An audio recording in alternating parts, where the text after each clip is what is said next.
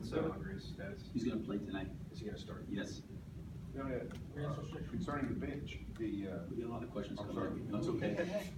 Who's either one of them? Sacramento game, I think it's Sacramento, you actually played Russ with the second team for a few minutes, which hardly ever has happened in 10 years. And it seemed to go pretty well. What do you like about that? Well, you know, I know conventional wisdom would say that the staggering part, you know, with either, you know, Carmelo, Paul, or Russell. But one of those guys is going to have to probably play 6-minute stints and come out, you know, in order to do that. And, you know, Carmelo's been a guy for most of his career, has played the full first quarter in New York. The same thing with Paul. And I think for Paul, you know, the way he plays, he seems to get better and better as the game goes on. So, you know, getting them back in a little bit earlier, especially Paul in that second quarter, and maybe extending Russell a little bit longer with that second unit as we start to sub. The biggest thing for me as a coach is just trying to help those guys find rhythm and play well and feel like they're in the flow of the game. And, you know, I think Russell, with the way he plays, can generate offense for himself or others. You know, it's been good for the last 2 games. You know, again, we'll see. I think it's a pretty small sample size, but that second unit's done a good job. And, you know, sometimes trying to get Russell out, you know, at that 3-minute mark sometimes can be challenging just based on there's no stoppage of play. So he probably went a little bit longer in that first quarter. But again, I think Russell's the kind of player that can really play with anybody because he is a point guard and he can facilitate and do a lot of different things to impact the game with regardless of who's on the floor. Is there a minutes restriction or anything like that? Yeah, I don't want to say it's a minute restriction. Certainly with him missing the number of games that he's missed, the biggest thing we'll do is check and see what's going on during the course of the game and see how he's responding and feeling. You know, my expectations on him are not very high, just because, not in terms of minutes, but just in terms of performance. You know, he hasn't really been able to do much. You usually see where his conditioning is. He hasn't been able to really get into any contact practices. So it's really going to be, I mean, he's cleared to play, but we'll see how it's going during the course of the game. But it's not like we're sitting here saying hard cap, this is all he's playing. I think a lot's going to depend on how he's feeling and what the medical staff says, you know, as he comes in and out of the game of where he's at. So with the lineup data, I know that's a lot of lineup stuff, but with the lineups, whether you look at your 5 most used lineups by games played, so how often you're using them, or total minutes, 4 out of those 5 lineups have negative net ratings. Is that meaningful at all? In terms of like, what do you mean, like?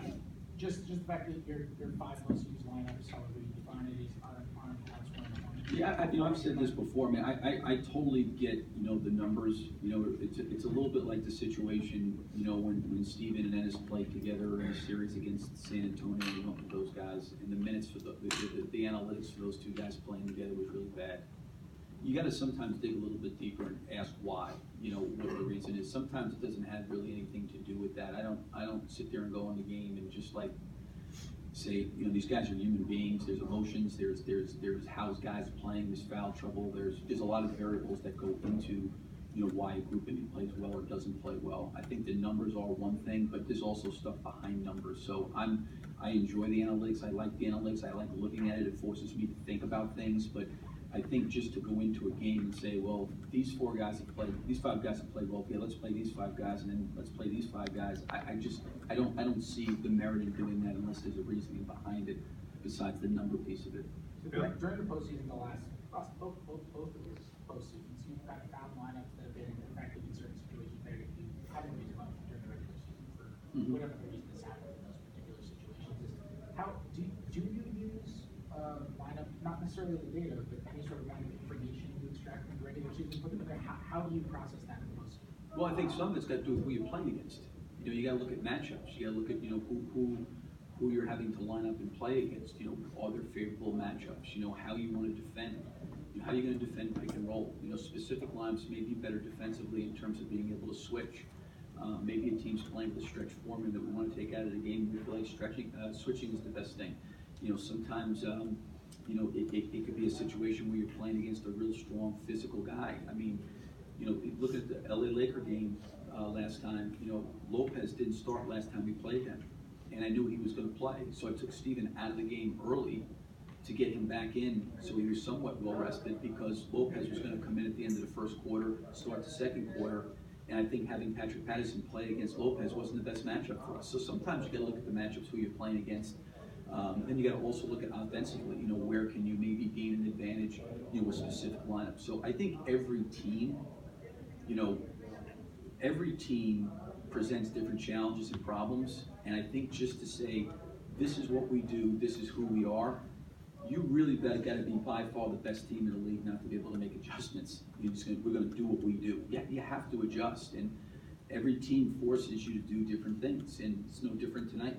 Based on they've taken Kuzma and they put him on the bench, and they've got him coming off the bench now. So he started against us last time. So you got to think about, okay, when he comes in, what's our matchup for him, because he's played very well. So I look at that stuff, but sometimes that stuff that you're looking at may be information that's doesn't pertain to the team you just played against. So I think you got to take it all in and try to figure out what's the best thing to do in those situations. Billy, you've had Paul George for 40-plus games now. What about his game have you learned that you didn't know, good and bad, for the season? I don't know if there's anything I learned. I've learned more about him as a person than anything else, because I didn't know him. I think you can always watch film for a guy that's been in the league as long as he's been. It's pretty easy to, kind of dissect what kind of player he is. I've been way more impressed with him as a person than anything else. He's a great guy. He's a team guy. He plays both ends of the floor. He's unselfish. He's not wrapped up in his points. He plays the right way. And even talking to him philosophically about how he views the game has probably been, something that I really didn't know much about him before even coming here. Josh has gotten more and more playing time, even late in games. Will that continue? Well, first of all, why has he got that vote of confidence? And now with Dre coming back, how can he still make an impact? Yeah, I think it goes to what Fred was talking about a little bit earlier. We're playing against Charlotte. We're up by 9 points, with like 3:30 or 4 minutes to go in the game. And they had some size out there, especially on the wings. And, felt like the most important thing was if we didn't score, we're going to need to get stops. And I think Josh's flexibility to be able to defend multiple positions and to be able to switch with him is important in his rebounding. And I think the same thing happened against Sacramento. Even though it got a little bit hairy the last 2:30 of the game, it was a single-digit game. We're up, and I think putting Josh out there defensively with who they had out there on the perimeter gave us some length and size on their shooting. So that was really the main reasons. The last couple of games were kind of closing with him, just because of the way the game was going and just feeling like we needed defense on the floor. You still feel like you can go to him at certain spots even with Dre comes back healthy? Yeah, again, I think with every situation, it's always going to be a little bit different. Andre obviously is an elite defender in this league. I got a lot of confidence in him defensively, but he is coming off injury, and we'll see how he feels tonight.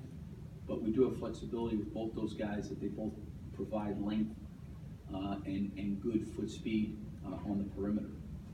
Billy, you haven't seen Lonzo Ball this season anymore tonight, but the Lakers haven't had a ton of success. They've had no success really without him this season. Can you explain a bit from what you've seen on video why they are much better than on the floor? Yeah, it would be hard for me to say that. Luke's probably a better guy to talk to, because he's with those guys every single day. I don't know all the ins and outs and the workings of their team and what they're trying to get done. Obviously, you can watch film, and he's a very good player. And I've always said this, when you take a guy like Andre Robertson off of our team, it's going to impact our team defensively.